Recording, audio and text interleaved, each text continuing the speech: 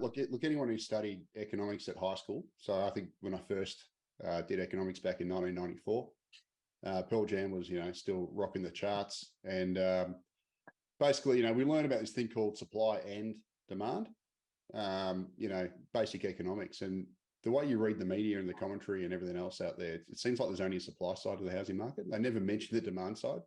Yeah. So basically, it doesn't matter who it is, whether it's, fake think tanks like the Grattan Institute or I'm calling them out, but, or obviously the federal government or the property industry, et cetera. It's all about, we've got to boost supply. We've got to boost supply. We're not building enough homes.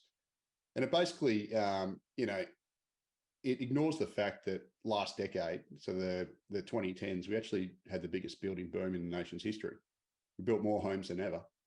And yet we still fell behind in housing supply, supposedly because we ramped up population growth to levels we've never seen before from 2005 through the federal government's mass immigration policy. So now we're basically, we're stuck in this situation where we've obviously got this rental crisis at the moment. Rents have soared. We've got, obviously more people living in group housing.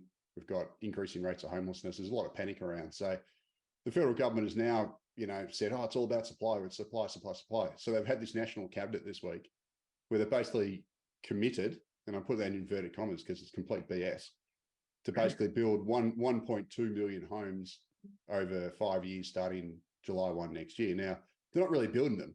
I think Cam's going to agree with me on this one. They're not building them at all. All it is they've got this, motherhood statement, propaganda to basically say, we're going to relax planning and hope that the private sector builds 1.2 million homes over 5 years. Now, I'll let Cam chime in a sec, but for starters, it's totally unrealistic because it's not in developers' interest to basically flood the market with supply because that reduces their profits and their gains. So for starters, it's going to fail on that point. Secondly, in the 5 years leading up to COVID, that was our biggest building boom ever. We built 1,050,000 homes. And a lot of them were really crappily built high-rise apartments across Sydney and Melbourne and also Brisbane. And we saw what happened. We had basically massive amounts of flammable cladding. We've had cracking. We've had leaky apartments. We've had balcony failures. They're really poor quality.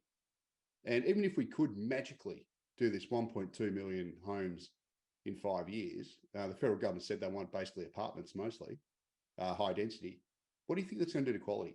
We're going to basically degrade quality even further because if you've got to build them quicker than we ever have before, you got to compromise in quality.